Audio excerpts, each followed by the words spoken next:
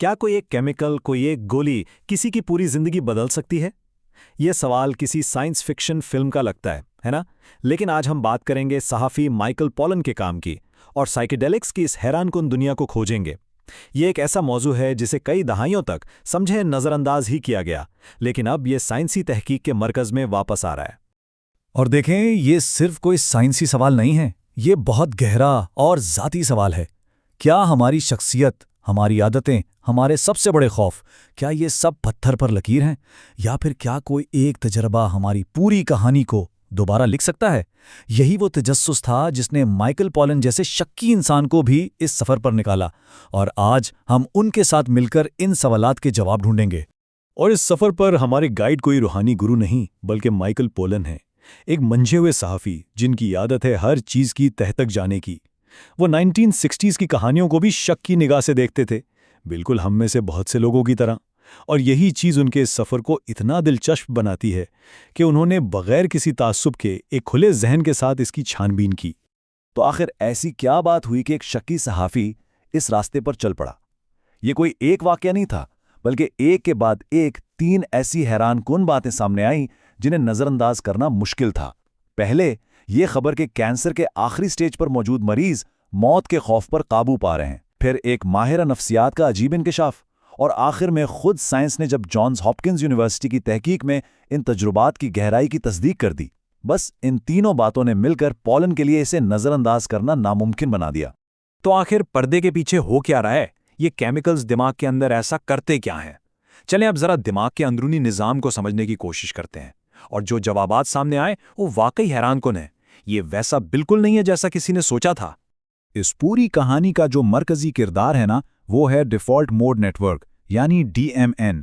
اس سے اپنے دماغ کا آٹو پائلٹ سمجھ لیں۔ یہ ہمارے دماغ کا وہ حصہ ہے جو دن بھر ہمیں ہماری ہی کہانی سناتا رہتا ہے، ماضی کی غلطیوں کی یاد دلاتا ہے اور مستقبل کے بارے میں فکر مند کرتا ہے۔ مختصر یہ کہ یہ ہماری انا یعنی ایگو کا ہیڈ کوارٹر ہے۔ اور یہیں پر سائنس نے سب کو حیران کر دیا۔ سب کا یہی خیال تھا کہ سائیکیڈیلکس دماغی سرگرمی کو بہت بڑھا دیتے ہوں گے، اسے روشن کر دیتے ہوں گے، لیکن حقیقت اس کے بالکل الٹ نکلی۔ یہ دماغ کو تیز نہیں کرتے بلکہ اسے خاموش کرتے ہیں، خاص طور پر ہماری اینا کے ہیڈ کوارٹر کو۔ اور جب دماغ کا یہ باس تھوڑی دیر کے لیے خاموش ہوتا ہے تو دماغ کے باقی حصے آپس میں نئے اور غیر متوقع طریقوں سے جڑنا اور بات چیت کرنا شروع کر دیتے ہیں۔ اسے یوں سمجھیں کہ ہمارا ذہن وقت کے ساتھ کچھ پکے راستے بنا لیتا ہے جن پر سوچ بار بار چلتی ہے۔ ڈپریشن یا لت کی حالت میں یہ راستے بہت گہرے اور تنگ ہو جاتے ہیں۔ سائیکیڈیلکس اس منظم نظام میں عارضی طور پر تھوڑی بے ترتیبی لے آتے ہیں، جس سے دماغ ایک بچے کی طرح لچکدار اور تخلیقی ہو جاتا ہے، اور نئے رابطے اور نئے خیالات کے لیے راستے کھل جاتے ہیں۔ سائنسدانوں نے اس کے لیے ایک بڑی دلچسپ مثال دی ہے۔ وہ کہتے ہیں یہ بالکل ایسا ہے جیسے آپ کسی سنو گلوب کو ہلا دیں۔ تصور کریں کہ آپ کے خیالات برف کے ذروں کی طرح ایک ہی جگہ جم گئے ہیں۔ یہ تجربہ اس گلوب کو زور سے ہلاتا ہے اور پھر ہر چیز کو ایک نئے، تازہ اور زیادہ صحت مند انداز میں ترتیب پانے کا موقع ملتا ہے۔ تو یہ سنو گلوب ہلانے والی تھیوری اصل زندگی میں کیسی دکھتی ہے؟ چلیں اب لیب سے نکل کر کلینکس میں دیکھتے ہیں اور یہ سمجھتے ہیں کہ یہ ٹرپ ٹریٹمنٹ لوگوں کی زندگیوں کو کیسے بدل رہا ہے، کیونکہ جو نتائج سامنے آئے ہیں وہ واقعی حیران کن ہیں۔ ذرا ان نمبرز پر غور کریں۔ تمباکو نوشی جیسی سخت لت کو چھوڑنے کے لیے سائلوسائبن تھراپی کی کامیابی کی شرح 80%، جبکہ روایتی طریقوں جیسے نکوٹین پیچ سے صرف 35%۔ یہ کوئی معمولی بہتری نہیں ہے، یہ ایک انقلابی فرق ہے جو ہمیں لت کے علاج کے بارے میں اپنے پورے نقطہ نظر پر دوبارہ غور کرنے پر مجبور کرتا ہے۔ اور بات صرف ول پاور یا قوت ارادی کی نہیں تھی۔ جب ایک شریک سے پوچھا گیا کہ اس نے سگریٹ کیوں چھوڑی تو اس کا جواب تھا، کیونکہ سگریٹ نوشی مجھے غیر متعلقہ لگنے لگی۔ سوچیں ذرا، اس تجربے نے ان کے نقطہ نظر کو اتنا بدل دیا کہ لت نے اپنی گرفتی کھو دی، یعنی مسئلہ حل نہیں ہوا، مسئلہ ہی ختم ہو گیا۔ اور یہ گہرا اثر صرف لت تک محدود نہیں۔ کینسر کے ان مریضوں کے لیے جو موت کے خوف میں مبتلا تھے، ایک ہی سیشن نے 80% لوگوں کی زندگی بدل دی۔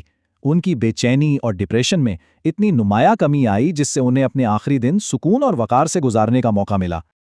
ان اعداد و شمار کے پیچھے ڈائنا بیزر جیسی حقیقی کہانیاں ہیں۔ تصور کریں کہ ہر لمحہ کینسر کے واپس آنے کا خوف طاری ہے۔ اپنے سیشن کے دوران ڈائنا نے اس خوف کا سامنا کیا، اسے اپنے جسم میں ایک کالی چیز کے طور پر دیکھا اور چیخ کر کہا، دفع ہو جاؤ، اور وہ کہتی ہیں کہ اس کے بعد وہ خوف پھر کبھی لوٹ کر نہیں آیا۔ ڈپریشن میں مبتلا لوگ اکثر محسوس کرتے ہیں کہ وہ اپنے ہی ذہن میں قید ہیں۔ یہ تجربہ اس جیل سے ایک مختصر چھٹی جیسا ہے۔ یہ انہیں ایک محفوظ فاصلے سے اپنے خیالات اور جذبات کو دیکھنے کا موقع دیتا ہے، جس سے انہیں ایک بالکل نیا پرسپیکٹیو ملتا ہے اور وہ ان پر قابو پانے کے قابل ہو جاتے ہیں۔ لیکن بات صرف بیماریوں کے علاج پر ختم نہیں ہوتی۔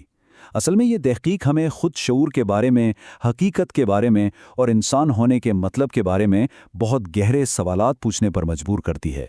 دیکھیں، ہم بالغ لوگ ایک سپاٹ لائٹ والا شعور استعمال کرتے ہیں، یعنی ایک وقت میں ایک چیز پر توجہ مرکوز کرنا، جو کام ختم کرنے کے لیے بہترین ہے۔